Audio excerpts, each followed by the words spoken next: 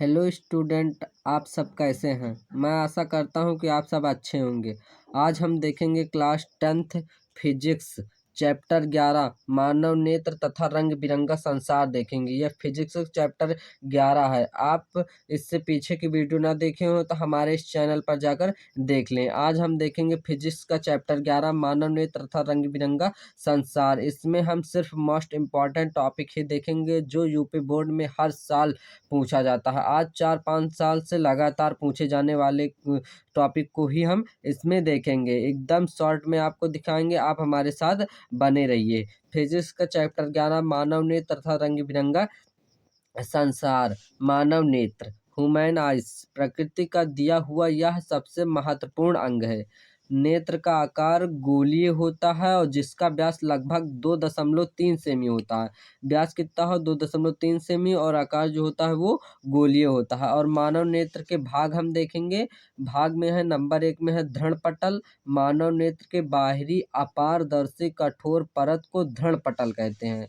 दृढ़ पटल किसे कहते हैं तो मानव नेत्र के बाहरी अपारदर्शी कठोर परत को दृढ़ पटल कहते हैं। यह नेत्र के भीतरी भागों की सुरक्षा करता है। दृढ़ पटल का कार्य क्या होता है, जो है ये नेत्र के जो भीतरी भाग होते हैं उसकी सुरक्षा करता है। और रक्तक पटल नंबर 2 में क्या है, रक्तक पटल दृढ़ पटल के भीतरी भाग पर काले रंग की एक झिल्ली होती है जिसे रक्तक पटल कहते हैं। मतलब दृढ़ पटल जो है उसके भीतरी भाग पर जो एक काले रंग का काला काला सा नहीं होता, उसी को ही क्या कहते हैं, रक्तक पटल कहते हैं। और नंबर 3 में क्या है, कार्निया।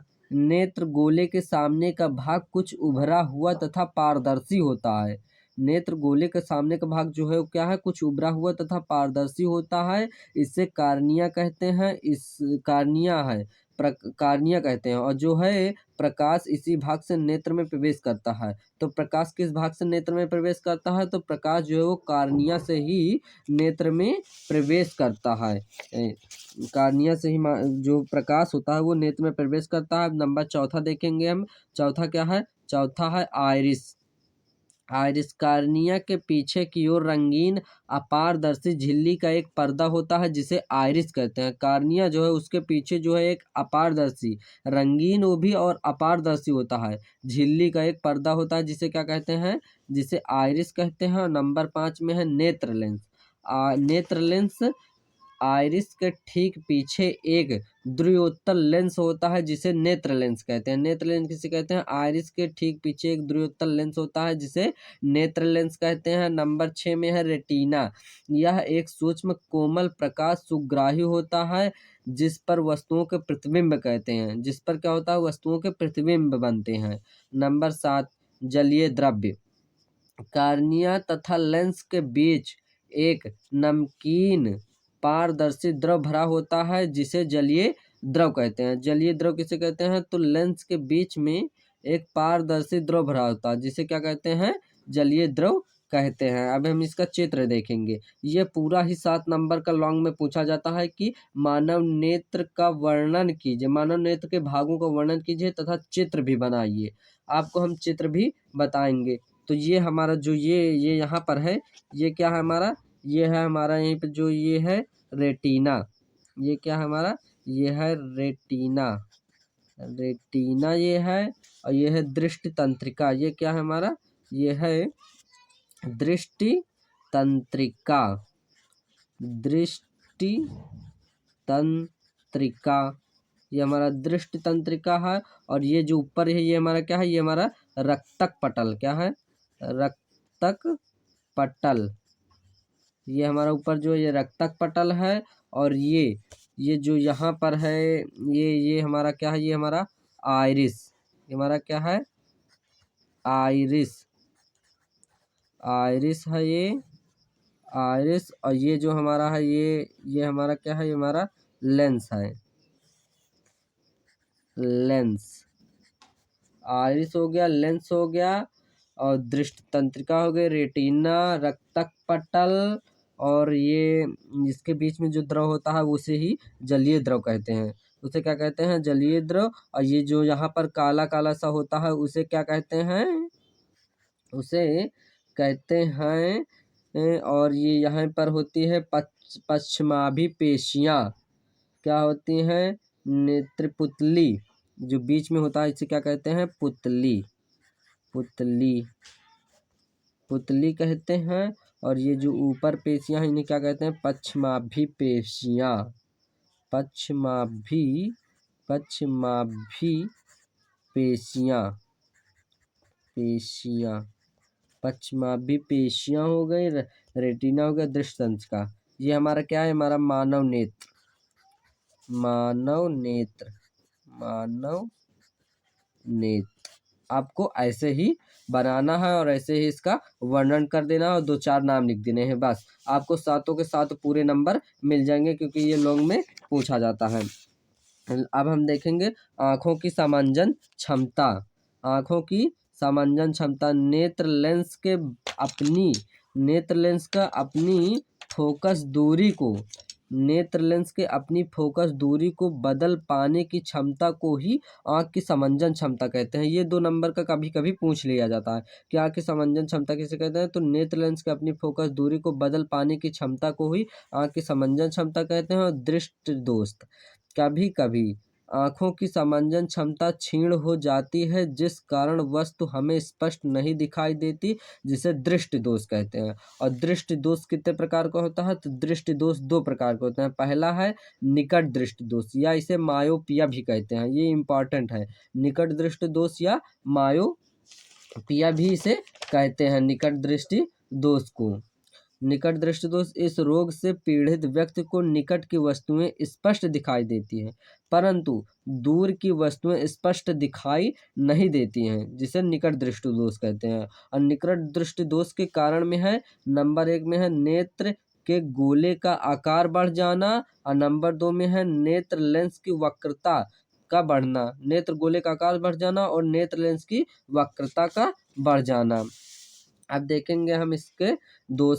इसमें दोष में निवारण देखेंगे हम। क्या है? निवारण। इस दोष से निवारण, इस दोष से बचने के लिए क्या निवारण है? तो इस दोष से बचने के है अवतल लेंस का प्रयोग चश्मे में किया जाता है। निवारण में है अवतल लेंस का प्रयोग चश्मे, अवतल लेंस का प्रयोग चश्मे में किया जाता है, किया जाता है।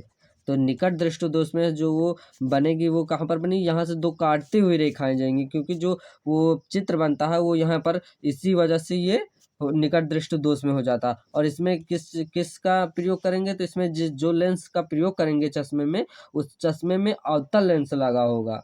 उस चश्मे में क्या लगा होगा? उस चश्मे में अवतल लेंस लगा होगा। अब देखेंगे हम दूर दृष्टि दोष। इस रोग से पीड़ित व्यक्ति को दूर की वस्तुएं तो स्पष्ट दिखाई देती हैं परंतु निकट की वस्तुएं स्पष्ट दिखाई नहीं देती हैं, जिसे दूर दृष्टि दोष कहते हैं। और दूर दृष्टि दोष के कारण नंबर 1 में है फोकस दूरी का बढ़ जाना और नंबर 2 में है नेत्र गोले का छोटा हो जाना। पहला क्या है? फोकस दूरी का बढ़ जाना और दूसरा है नेत्र गोले का छोटा हो जाना। इसमें जो होता है उसमें क्या होता है? दूर की वस्तुएं तो हमें पूरी इस तरह से दिखाई देती हैं पर निकट जो वस्तुएं रखी होती हैं वो हमें नहीं दिखाई देती हैं। तो इसमें इसके निवारण में क्या है? इस निवारण में इसके निवारण में है कि हम चश्मे में किसका प्रयोग करेंगे? तो इसके निवारण में होता है चश्मे में उत्तल लेंस का प्रयोग करेंगे। किसमें के?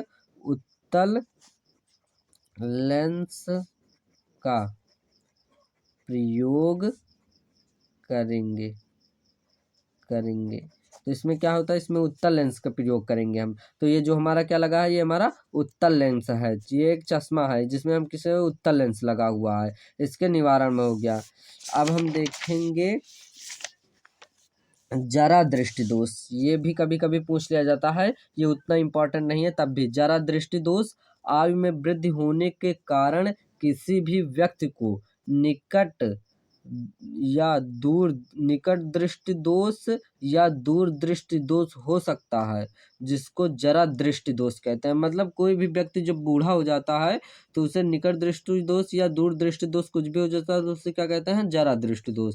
वर्ण विक्षेपण, ये 5 नंबर का बहुत ही इंपॉर्टेंट पूछा जाता है। वर्ण विक्षेपण तो श्वेत प्रकाश किरण का अपने अवयवी रंगों की प्रकाश किरणों में विभाजित हो जाना प्रकाश का वर्ण विक्षेपण कहलाता है। तो वर्ण विक्षेपण कहते हैं तो श्वेत प्रकाश किरणों को अपने अवयवी रंगों के प्रकाश किरणों में विभाजित हो जाना ही वर्ण विक्षेपण कहलाता है। तो ये हमारा क्या है, ये हमारा है प्रिज्म। क्या है ये हमारा प्रिज्म, ये हमारा प्रिज्म है। तो प्रिज्म से जब हम ये यहाँ से किरण को प्रवेश कराते हैं तो ये अपने अवस्थावी रंगों से इधर तो हल्का ये किरणें झुक जाते हैं, जिससे ये इधर आने पर सबसे पहले लाल, फिर नीला, फिर पीला, फिर हरा, फिर बैगनी, इसी तरह ये सब विभाजित हो जाती हैं। तो इसको याद रखने के लिए क्या हम करते हैं, विबग्योर शब्द को याद करते हैं। किसको याद करते हैं, तो विबग्योर शब्द को याद करते हैं, जिसे विबग्योर। पहले इसके हम कार्य देख लेते हैं। कार्य में है, जब सूर्य की श्वेत प्रकाश किरण किसी प्रिज्म से गुजरती हैं तो यह अपने मार्ग से विचलित होकर प्रिज्म के आधार की ओर झुक जाती है और अलग अलग रंगों में विभाजित हो जाती है, जिसे वर्ण या स्पेक्ट्रम कहते हैं। ये 7 रंग प्रिज्म के आधार से बैगनी, जामुनी, नीला, हरा, पीला, नारंगी, लाल होता है। हरा, पीला, नारंगी, लाल होता है। इसको याद रखने के लिए विबग्योर शब्द को याद रखते हैं। और लाल रंग का विचलन सबसे कम तथा बैगनी रंग का विचलन सबसे अधिक होता है। तो यहाँ पर ये क्या है हमारा, ये प्रिज्म है। तो जिससे अब इससे हम जब सूर्य के प्रकाश किरणों को गुजारेंगे तो ये हल्का इधर से आधार की ओर, अपने आधार की ओर झुक जाएंगी। तो झुकने पर सबसे पहले लाल, फिर नारंगी, फिर पीला, फिर हरा, नीला, जामुनी, बैगनी। तो इसे याद रखने के लिए क्या करते हैं, विबग्योर, विबग्योर,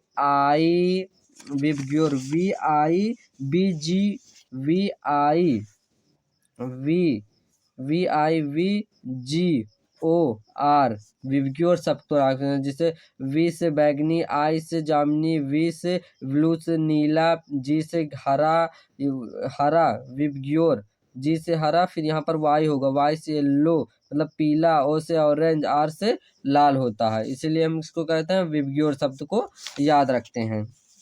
अब देखेंगे हम प्रकाश का प्रकीर्णन। ये भी बहुत ही मोस्ट इम्पॉर्टेंट है कि प्रकाश का प्रकीर्णन क्या है। तो किसी कणों द्वारा प्रकीर्णित प्रकाश की तरंग तीव्रता प्रकाश के तरंग दैर्ध्य की चतुर्थ घात के व्युत्क्रमानुपाती होती है, जिसे प्रकाश का प्रकीर्णन कहते हैं। प्रकाश का प्रकीर्णन किसे कहते हैं, तो किसी कणों द्वारा प्रकीर्णित प्रकाश की तीव्रता प्रकाश की तरंग दैर्ध्य के चतुर्थ घात के व्युत्क्रमानुपाती होती है, जिसे प्रकाश का प्रकीर्णन कहते हैं। और इस यदि प्रकाश की तरंग दैर्ध्य लैम्डा तथा प्रकाश की तीव्रता आई हो, तब इसका सूत्र क्या होता है, जो इसका सूत्र है क्या है, आई प्रोपोर्शनल 1/λ4 होता है। ये सूत्र भी कहीं कहीं न्यूमेरिकल में काम देता है कि आई प्रोपोर्शनल 1/λ4 जो है ये प्रकाश की प्रकीर्णन है।